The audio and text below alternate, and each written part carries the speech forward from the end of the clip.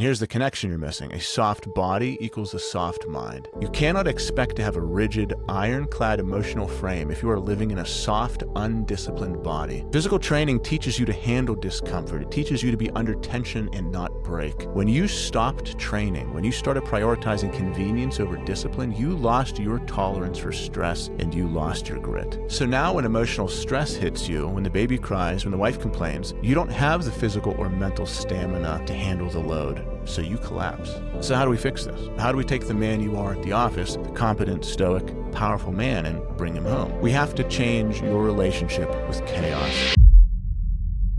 If you're listening to this, chances are you look successful. If I pulled up your LinkedIn profile, I'd be impressed. If I looked at your bank account, I'd see proof of decades of hard work. You have the house, you've got the cars, you go on vacations, you give your family a good life. You've spent your entire adult life building a resume that says winner. A lot of people in your life say, yeah, this guy's doing good. But today we aren't going to talk about your resume. We're going to talk about the man the world sees. We're going to talk about the man your wife sees when the doors are closed. We're going to talk about the man your children see when something goes wrong on a Tuesday night. We're going to talk about why you're a king in the marketplace and a coward in your own kitchen. I want to paint a picture, and I want you to be honest with yourself about whether this picture looks like your life. It's 5 p.m., you're driving home from work. You just spent 8, maybe 10 hours in the trenches. You solved complex problems. You managed a team of adults. You negotiated deals where real money was on the line. At work, you are the rock. People come to you for answers. When a crisis hits the business, client threatens to leave, a shipment is delayed, a server goes down. What do? Do you cry? Do you scream and throw your phone across the room? Do you curl up in a ball and shut down? No. You handle it. You regulate your emotions. You act like a professional. You're a stoic, calculated, and effective leader. But now you're turning into your driveway, and you feel it in your stomach, the shift, the tension. You aren't thinking, I can't wait to see my family. You're thinking, I hope to God there's no drama tonight. I just want some peace. You walk through the door, and the CEO, the problem solver, the leader, he stayed in the car. The man who walks into the house is depleted. He's fragile, and he's reactive. Your wife asks you a question. Maybe it's about the schedule for the weekend. Maybe she's venting about her day. And because you're tired, you snap. Can we not talk about this right now? I just walked in the door, you say. Or maybe your kids are being loud. They're just being kids, running, laughing, maybe fighting over a toy. And instead of seeing that as a sound of a healthy family, you see it as a personal attack on your peace. You explode. Enough. Keep it down. You suck the oxygen out of the room. You watch the light go out of your kids' eyes, and you watch your wife shut down and turn away. And in that moment, you have successfully transformed from a captain of industry into a toddler with a mortgage. Let's dig into this, because you have a story you tell yourself that justifies this behavior that we need to break down. You tell yourself, I do this for them. I work this hard to provide for them. I am exhausted because I'm sacrificing my life for this family. Stop lying. Here's the brutal truth. You give your best behavior to strangers who pay you, and you give your worst behavior to the people who've committed their own lives to you. Think about the hypocrisy of that. If a client pays you $10,000, you give them patience, listening, and excellence.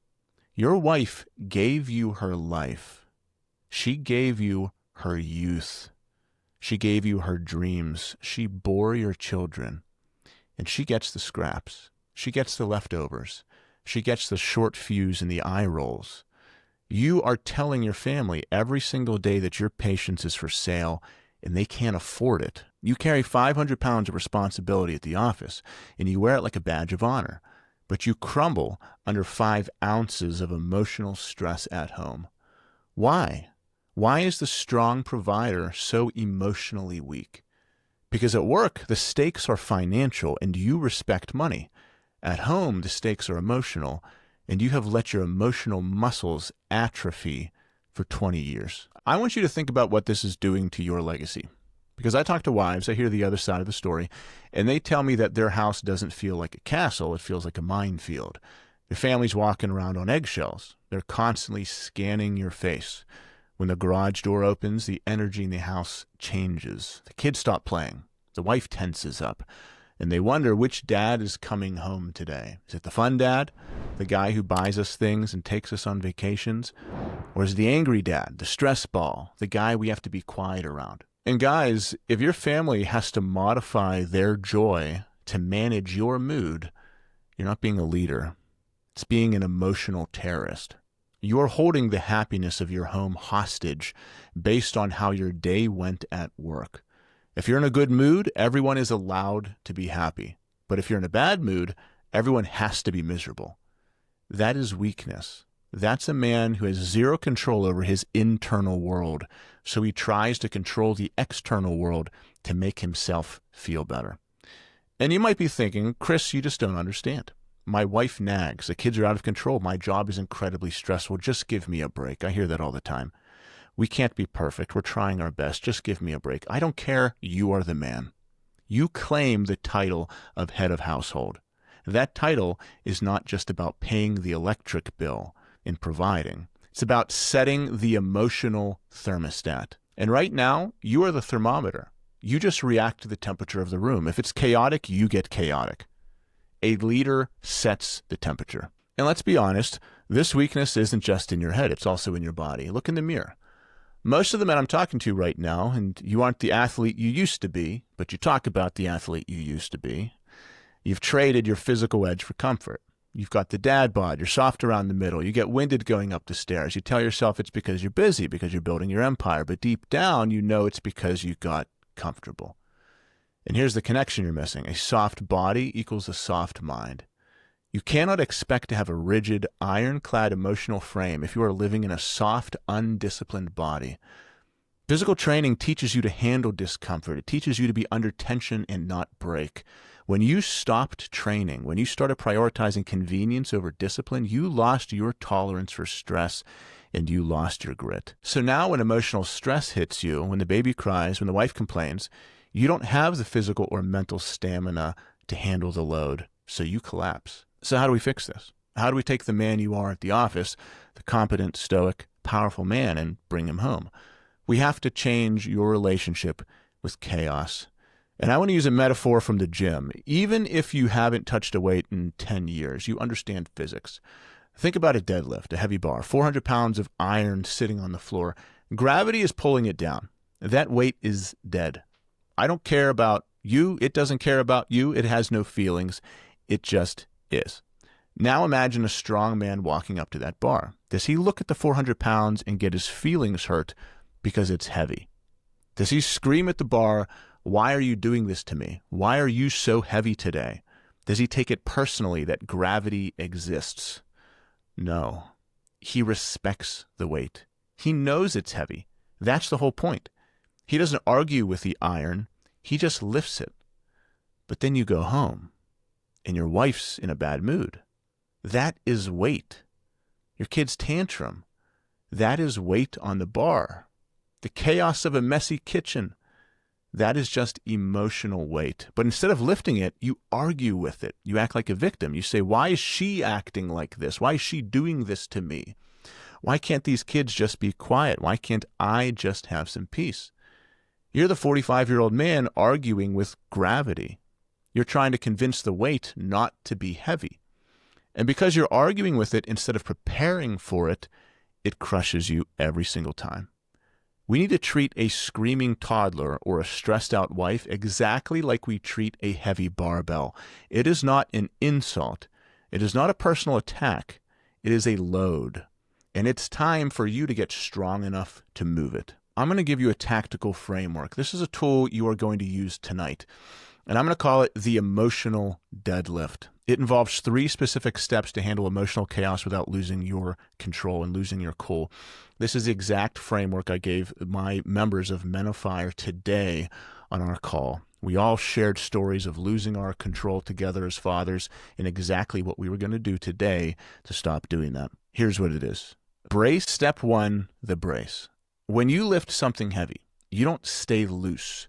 You don't try to lift a heavy object with a loose body or you'll snap your spine.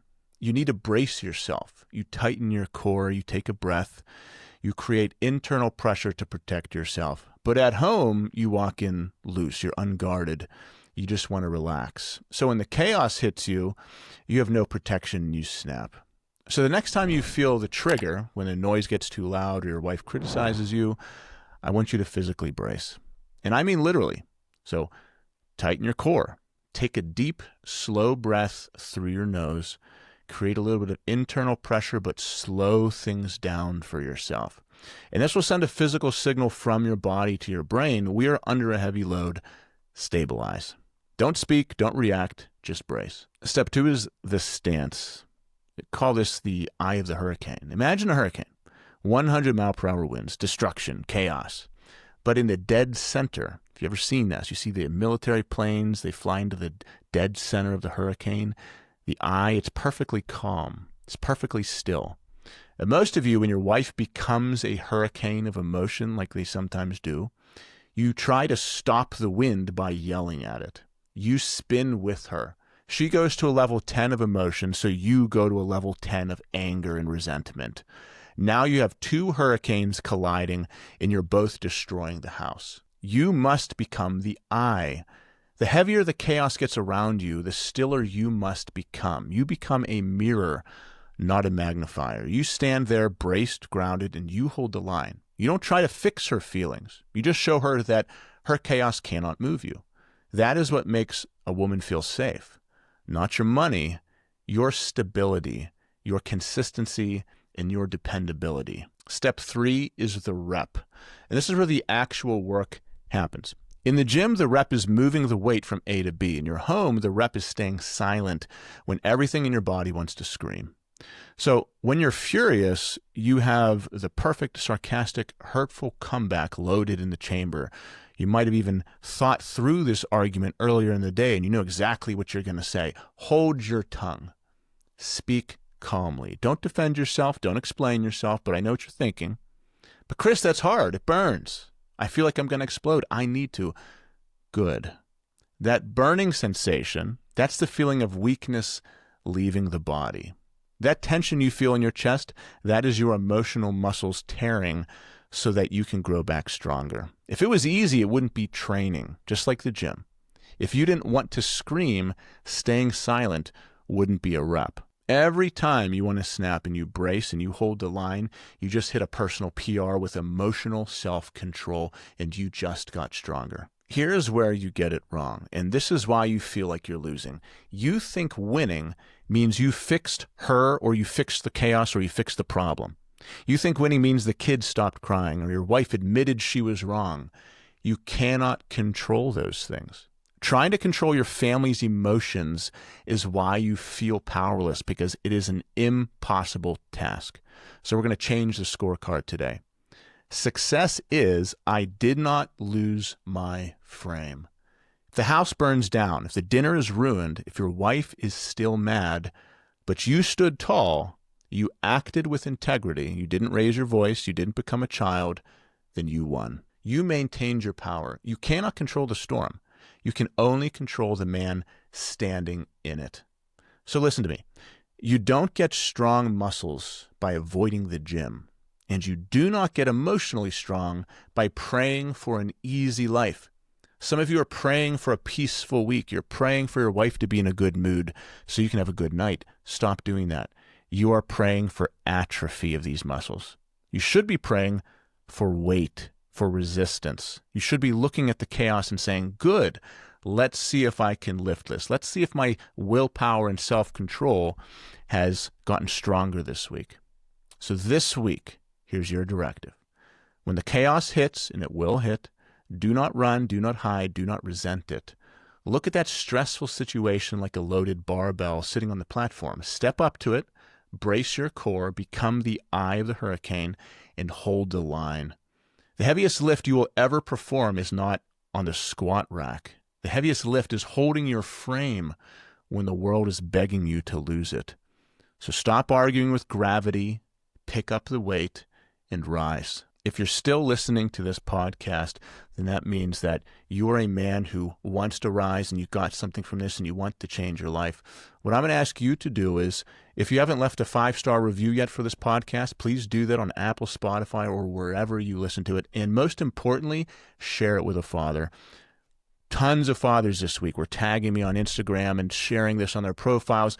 Whenever you do that and another man hears this, because this situation could be killing this guy's marriage. And if he can get some strategies, then you've changed another guy's life. And you help grow this podcast, so I would really appreciate that. If you want to be surrounded by fathers who are obsessed with rising, you want an environment that is helping you be a better leader, not a worse person, and you want to be in the best shape of your life, disciplined, consistent, and lead your family with joy, then tap the link that's in the description and apply to Men of Fire. I will see you all on the next episode.